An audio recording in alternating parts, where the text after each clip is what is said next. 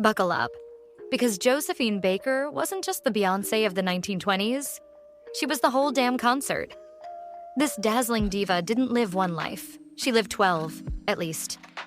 An African-American powerhouse who ditched the US for a standing ovation in France, Josephine sashayed into stardom with her hypnotic moves, sultry vocals, and razor-sharp wit. But let's be real. Why is history sleeping on the Black Pearl of Paris? Between seducing half of Europe and moonlighting as a World War II spy, Josephine's life was the definition of extra, and it's about time we gave her the flashy spotlight she earned. We can't even say Josephine Baker without thinking of that infamous banana skirt and her wildly iconic dance sauvage. It wasn't just a cheeky fashion choice, it was a whole movement, literally. Scholars were out here losing their minds over how she turned her booty into an art form. One called her behind an instrument. Another just called it witty. Either way, Josephine knew how to work a crowd, and scandal was basically her brand. From day one, this woman knew how to set the stage and the gossip columns on fire. Born Frida Josephine McDonald in St. Louis on June 3, 1906, our queen didn't arrive quietly. Unlike most African-American babies at the time, she was born in an actual hospital, and her mama Carrie stayed there for weeks. Suspicious? Very. Biographers say some mysterious, well-pocketed man probably picked up the tab. Most likely because he was more than just generous. We're talking secret daddy vibes. And who was this mystery man? The official story says her dad was vaudeville drummer Eddie Carson, but the receipts don't add up. Historians whisper about a Caucasian man being her real father, but it's all been hush-hush. Her son, Jean-Claude, tried to crack the case, but Carrie took that tea to the grave. Sadly, this mystery of her mixed-race identity caused some major tension between Josephine and her mother that never really healed. Still, showbiz ran in her veins. Her maybe dad, Eddie, drummed his way around St. Louis, and Mama Carrie, a dancer-turned-laundress, passed the rhythm down. Legend has it little JoJo hit the stage at just 1 year old, and from there, superstar status was inevitable. Of course, the grind was real. Josephine started dancing on street corners, chasing the thrill while dodging poverty. She dropped out of school before 6th grade and, at her lowest, lived on the streets, scavenging for food like some jazz-age Cinderella. But even in the trash, this girl had sparkle. She wasn't just born to perform. She was born to slay. But long before Josephine Baker lit up Paris, she was stuck scrubbing laundry for a Caucasian family who treated her like dirt under their shoes. And we're not talking about some light scolding. No, when tiny Josephine used a bit too much soap, her so-called boss lady burned her hands. Yes, burned. As if that wasn't horrific enough, this same woman banned Josephine from kissing her Caucasian babies, like her love was contagious just because she was black. The audacity. Now, teen drama is normal, but the saga between Josephine and her mom, Carrie? Oh, honey, it was straight-up soap opera levels of messy. Carrie had thoughts about her daughter's 2 divorces before turning 20. More tea on those in a sec. And absolutely hated her flashy showbiz dreams. Carrie wanted pearls and a nice husband. Josephine wanted feathers, fame, and fire. Spoiler, those 2 visions didn't mix, and their mother-daughter bond? Cracked, then shattered. Meanwhile, the Harlem Renaissance was booming, and Josephine was grinding her way into the spotlight. She eventually snagged the title of highest-paid chorus girl in vaudeville. But, oh baby, it wasn't handed to her. When she first auditioned for Shuffle Along, the producers looked her up and down and dismissed her as too skinny and too dark. But Josephine? She wasn't here for rejection. She was here for revenge. Sis took a job as a dresser, then pulled the ultimate glow-up move, secretly memorizing the routines at night until she could slay them better than the actual dancers. When one of them dipped, Josephine stepped in. And didn't just kill it, she resurrected it. She'd clown around during the first performance, acting all clueless, then turn around and annihilate the encore like a queen. Audiences ate it up. But while her stage life sparkled, her personal life was already a rom-com turned tragedy. Now, let's talk weddings. Yes, plural. Josephine was barely out of her training bra when she married her first man, Willie Wells, at age 13. 13. That marriage lasted about as long as a Broadway intermission. Then she bounced to the Jones Family Band and, surprise, tied the knot again 2 years later. The girl didn't waste time. By 15, Josephine was swooning over husband number 2, Willie Baker. Yes, another Willie. Though their romance fizzled after 4 years, she kept his last name like a vintage Chanel purse. It just fit, and she made it iconic. Through all her fame and fortune, Josephine never stopped trying to win Mama Carey's love. Every tour ended with gifts, cash, and sweet gestures, but Carey stayed frosty. Nothing Josephine did was ever enough. That cold shoulder pushed Jo all the way to Paris in 1925, and honestly, good for her. Oh, and one more reason Carey stayed salty. Josephine took gigs in blackface minstrel shows to keep the lights on. Yes, it was degrading. Yes, it was complicated, but it paid. Carey, however, never forgave her for it. That artistic choice just deepened their divide. So, yeah, Josephine Baker's life wasn't just glitter and jazz hands. It was heartbreak, hustle, and hella bold moves. Once Josephine Baker hit Paris, she didn't just mingle with the art crowd. She took over the scene like a glitter-drenched storm. In no time, she had the City of Light eating out of the palm of her fabulously manicured hand. Young men were practically tripping over themselves in the streets, fantasizing about her shaking it to the Charleston in nothing but bananas, feathers, and enough sparkle to blind a jeweler. Picasso? He practically begged to capture her glow. And Jean Cocteau? He wanted her lighting up the silver screen, and obviously. Sure, today we've got Dita Von Teese soaking in giant martinis, but let's be real. Josephine walked so the burlesque queens of today could strut.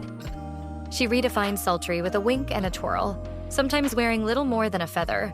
Or when she was feeling extra bold, not even that. People clutched their pearls and called it scandalous. Josephine called it liberation, a wild, joyful rebellion in rhinestones and sass. Why was she so head over heels for France? Easy, it wasn't America. When Josephine and her fellow African-American performers got on a French train and weren't herded to the back, it was a revelation. France didn't just give her a seat, it gave her a spotlight. She shattered ceilings as the first African-American woman to headline a major film, starring in Zuzu, Siren of the Tropics, and Princess Tam Tam, while Hollywood was still busy typecasting African-American actresses as the help. And that famous banana skirt? It wasn't just an outfit. It was a moment, courtesy of none other than Jean Cocteau. The look was so iconic, toy makers couldn't crank out Josephine-inspired dolls fast enough. They all rocked that fruity getup. Josephine Baker didn't just collect accolades, she racked up the Bronze Venus, La Baker, Black Pearl, Creole Goddess, and of course, Black Venus. Because when you radiate that much glamour, the world has to give you titles. Even Pablo Picasso couldn't keep his cool. He basically swooned, calling her the Nefertiti of now and gushing over her coffee skin, ebony eyes, legs of paradise, and a smile to end all smiles. Calm down, Pablo. But Josephine wasn't just gorgeous. She was a whole event. Case in point, she had a pet cheetah named Chiquita, because why walk a dog when you can strut with a wildcat in diamonds? Chiquita didn't just lounge around. She performed, took joyrides, went on holiday, and yes, even curled up in bed with her fabulous human. In Paris, Josephine was it. Headliner, fashion icon, silver screen siren. She didn't just steal the show, she was the show. By 1927, she was reportedly the richest Black woman on the planet. But just as her star was skyrocketing, Europe started slipping into the shadows. When she hit Vienna in 1928, expecting more champagne and standing ovations, she got hit with straight-up bigotry instead. Posters smeared her as a black devil, and people boycotted her shows like she was some kind of threat. The same Europe that once embraced her was suddenly giving US-level bigotry a run for its money. Years later, Baker remembered the venom in those jeering crowds. It didn't just sting, it cut deep, flashing her right back to the race riots of her childhood. But if you thought Josephine was going to shrink into the background, think again. This diva fought back. While the world saw her dazzling on stage by day, by night, she turned into a high-heeled spy for the French resistance during World War II. Using her celebrity as cover, she met with diplomats, slipped intel past borders, and basically turned espionage into an art form. And honey, she wasn't even close to done stirring up trouble, in the best way possible. Josephine Baker didn't just serve looks, she served justice with a side of espionage flair. Her literal mansion turned into a resistance hideout, stashing weapons and giving shelter to those fleeing the Patsy nightmare. And when the Germans came knocking, did she panic? Please. She turned on the charm, played hostess like nothing was up, and sent them on their way, while French resistance fighters were hiding right under their fascist noses. Icon behavior. But Baker's spy game didn't stop there. She went from jotting secrets on her arms to full-blown Bond-level tricks. Those stacks of sheet music she toured with? Coded messages in invisible ink, thank you very much. She'd pass them along to Allied agents scattered across neutral territories, looking like a glamorous chanteuse, but really acting as the most fabulous undercover agent in Europe. And her piece de resistance? Hiding classified photos of Axis military targets in her underwear? Yep, right in her lingerie. Because really, who's going to frisk Josephine Baker? Customs officers were too starstruck to even blink. Never mind discover the top-secret stash riding shotgun in her bloomers. But Baker's legacy didn't end with wartime heroics. She doubled down as a civil rights powerhouse. The NAACP was so impressed, they declared May 20th Josephine Baker Day. And France was like, "Oui, Queen," handing her both the Croix de Guerre and the Medal of the Resistance. First American woman to get those honors, by the way. No big deal. But she didn't just show up for the movement, she marched for it, literally, standing beside Martin Luther King Jr. at the 1963 March on Washington as the only woman speaker. And when MLK was assassinated, Coretta Scott King herself asked Josephine to take up his mantle. Baker thought long and hard, but in the end, she chose her children's safety over the spotlight. "They're too young to lose their mother," she said. Because even legends have soft spots, and hers was fierce, fearless, and full of heart. Now, nobody can argue against the fact that Josephine Baker was the jazz age's ultimate head-turner, stunning, magnetic, and impossible to ignore. But ask her about her looks, she'd just laugh and shrug. "Beautiful? Just dumb luck," she once said. "Good legs, sure, but beautiful? No, amusing, yes." Meanwhile, Ernest Hemingway was somewhere dramatically clutching his pearls, calling her the most sensational woman anyone ever saw, or ever will. Touché, Joe. And get this, her beauty didn't just break hearts, it started duels. Like actual sword-fighting, honor-defending duels. In 1928, while staying in Budapest, a Hungarian cavalry captain named Andrew Slavoidi couldn't keep his hands, or eyes, to himself. Baker's manager/secret lover, Pepito Abatino, was not having it. He challenged the man to a literal duel for disrespecting his queen. Where was Josephine during all this? Perched like a goddess on a tombstone, cheering them on as they clashed blades in a local cemetery. The drama, the aesthetic. She called the whole thing off only after Pepito caught a shoulder injury, because even romantic theatrics have their limits. Brains, beauty, and biting wit. Josephine had it all. When someone asked her about her racy routines, she cheekily replied, "It's not that bad. I just didn't have any clothes on." And honestly, case closed. In 1937, after a whirlwind and short-lived marriage to Jean Léon, Josephine snagged French citizenship and kept it. Even if the man didn't last, the passport absolutely did. She sang about her two loves, America and France, in her signature hit J'ai de Amour. But while critics clutched their pearls over the patriotic sentiment, some fans knew the tea. Josephine might have been singing about a little something extra. As the years passed, more people, including her biographer and adopted son Jean-Claude Baker, noted the not-so-subtle subtext. Josephine had plenty of famous lovers, female ones included. Her bisexuality wasn't exactly a secret, and let's be real, she didn't try too hard to keep it one. But there was pain beneath the sparkle. Segregation laws often forced her to stay in African-American boarding houses where she found kinship and romance with other female performers. Her son called them lady lover friendships, born from solidarity, resilience, and shared survival under bigoted systems. Because while the world saw a glamorous icon, Josephine Baker was always something more. A fighter, a rebel, and a woman who loved freely, fiercely, and unapologetically. Because of her life experiences, Josephine Baker didn't believe in limiting her love life, or her legend. She had a whole who's who of glamorous girlfriends, including performers like Clara Smith, Evelyn Shepard, Bessie Allison, Ada Smith, and Mildred Smallwood. She was collecting fabulous women like some people collect stamps. And then there was Frida Kahlo. Yes, that Frida. They met in Paris in 1939, and sparks allegedly flew despite the minor inconvenience of Kahlo's husband, Diego Rivera, tagging along. Sorry, Diego, but when you bring your wife around Josephine Baker, that's just bad strategy. And if you thought Jai de Amour was just about countries, Josephine would like a word. She adored a double entendre almost as much as she adored a bold move, which is probably why she penned a steamy little novella in 1931 called Mon sang dans tes veins, or My Blood in Your Veins.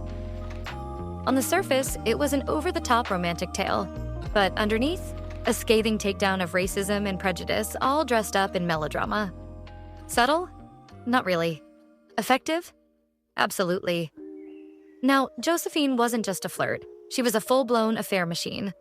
While juggling relationships with women and marriages to men, she had a red-hot thing going with her manager, Giuseppe Pepito Abatino. He claimed to be a count, but plot twist. He was a former stonemason with a massive crush and decent business sense. Under his management, and under the covers, Baker's career in Europe skyrocketed. They even opened a sizzling nightclub together, Chez Josephine.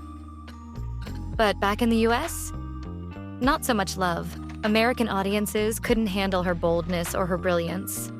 Time magazine threw out nasty jabs, and critics said her voice was too thin for Broadway.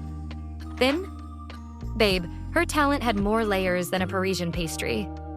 Still, Baker made history in 1936 as the first dark-skinned woman to headline the Ziegfeld Follies, even as American press tried to drag her down with cruel, bigoted insults and slurs.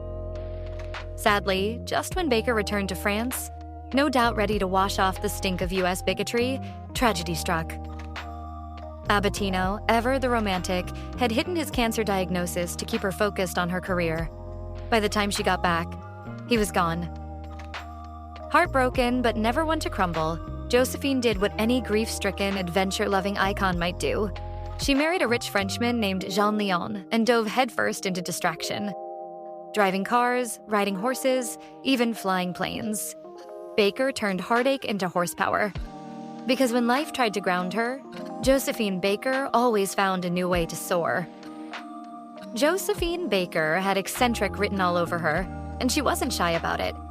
While most people were into typical pets, Baker went for the bizarre. A goat named Toot Toot lived above the dressing room of her nightclub, and Albert, her prized pig, was living large, feasting on leftovers from her kitchen. In fact, Albert ate so well that the door had to be demolished to let him roam free. Let's just say, if there was ever a farm-to-table celebrity pet, it was Albert. But Baker's love for animals wasn't just about quirky companions. It ran deeper. Her childhood had left scars. She worked for some truly cruel people, one of whom burned her hands for the smallest mistake. Unsurprisingly, Baker started to trust humans about as much as she trusted a snake in a tutu. Instead, she found solace with animals, especially injured ones. As a little girl, she'd spend lunchtime with a disabled dog named Three Legs, because, well, sometimes animals are the only creatures who truly get you. Baker's life wasn't all glamour and quirky pets. There was tragedy, too. In 1941, she suffered a devastating miscarriage that led to a full hysterectomy and near-fatal infections like peritonitis and septicemia.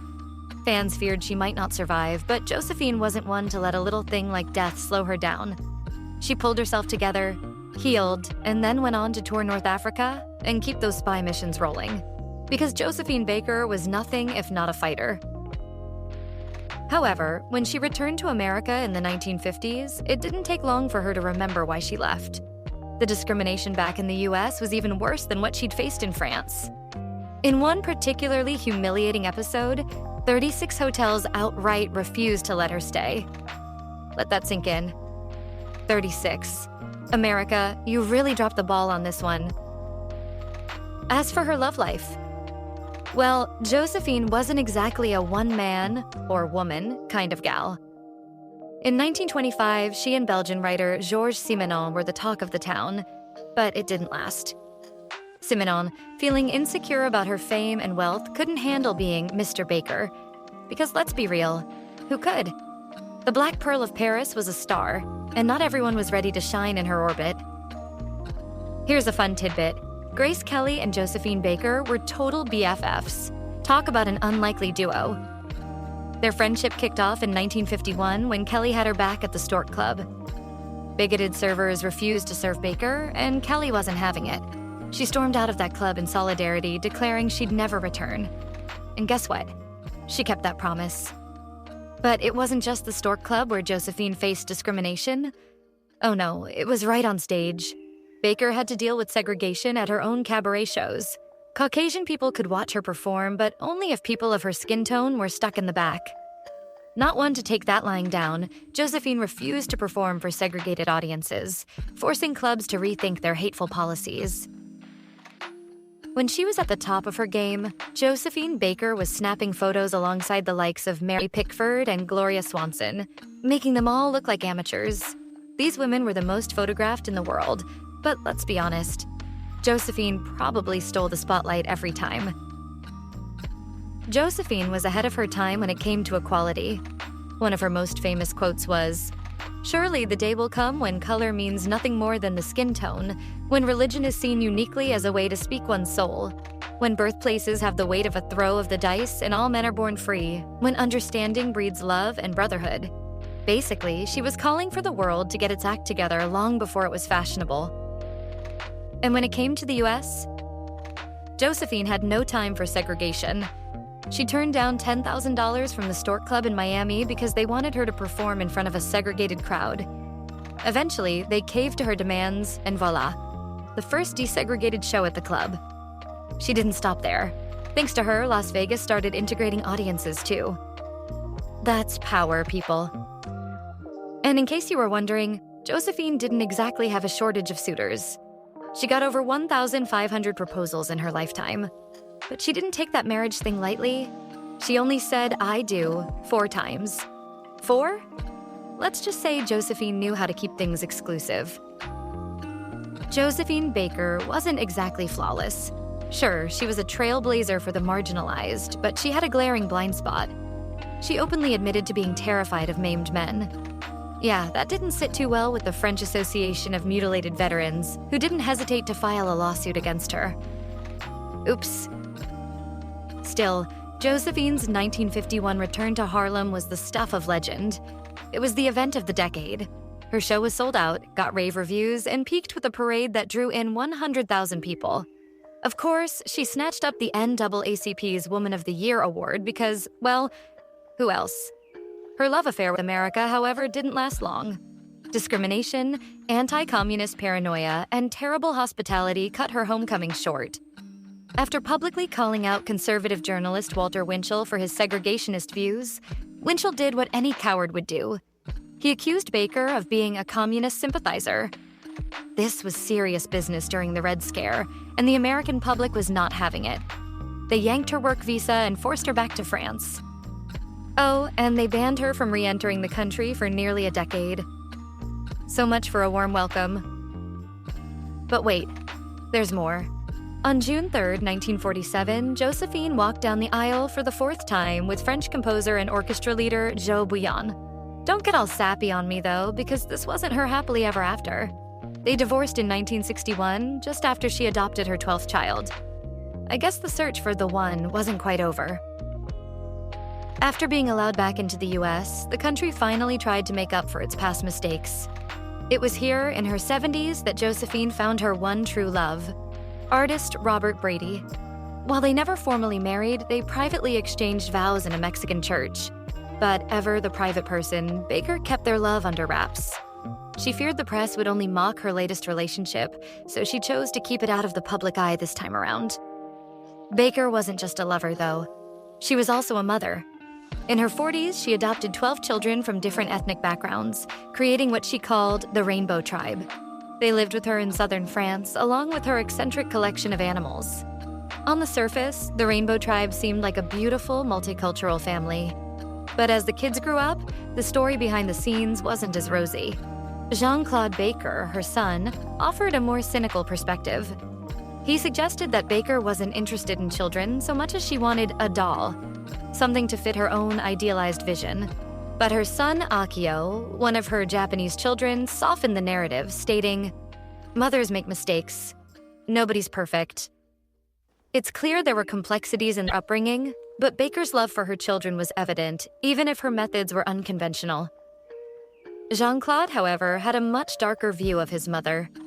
In an explosive exposé, he painted her as a woman willing to step on anyone to get ahead.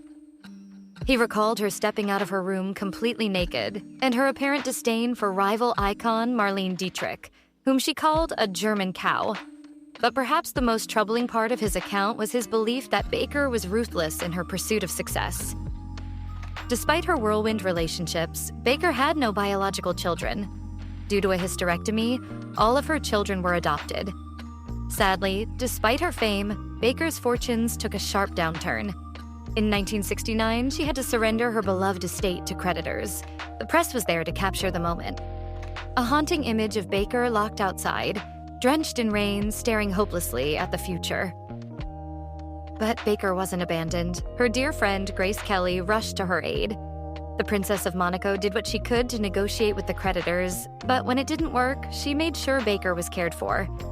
Kelly arranged a pension for Baker and provided her with a villa in Monaco, ensuring she wouldn't go hungry. Even in her darkest days, Josephine wasn't alone. Legend has it that in her prime, a suitor once asked Josephine Baker to be his steady partner. When she declined, the man tragically took his own life at her feet, a somber reminder of the intensity of her allure and the high expectations placed upon her.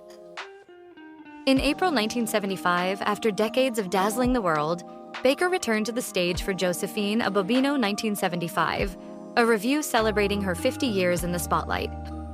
Princess Grace Kelly, along with her husband, Prince Rainier, and Jacqueline Kennedy Onassis, generously financed the event. The opening night was nothing short of a triumph, with a star-studded audience including Sophia Loren and Mick Jagger. When Baker took the stage, the crowd erupted in a standing ovation, and their overwhelming support brought the iconic performer to tears.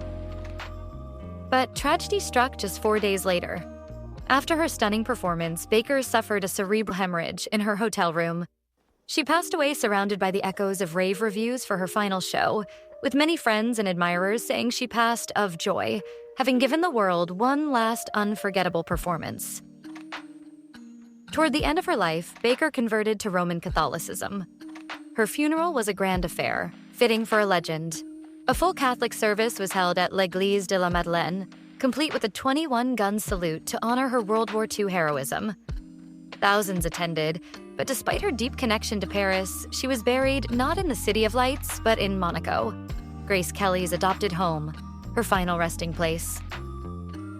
Baker's legacy endures in many ways. Her signature banana skirt inspired modern-day icons like Beyoncé, Laverne Cox, and Diana Ross. In 2003, Angelina Jolie even acknowledged that her own multiracial, multinational family was inspired by Baker's groundbreaking approach to a family through adoption. Yet, perhaps Baker's most enduring impact remains her advocacy for justice. One of her most famous quotes encapsulates her unyielding spirit.